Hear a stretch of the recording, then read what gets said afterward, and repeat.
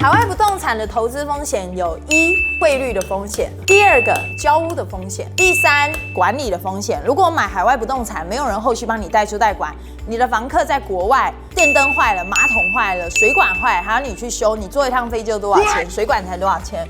对不对？所以有管理的风险，这三大风险你如何去屏蔽掉？那我们来看一下交屋，你要如何屏蔽掉它的风险？交屋就是跟着我们做，我们已经做10年了哈。找上市建商或买成屋，成屋的话它都盖好了，有产权的。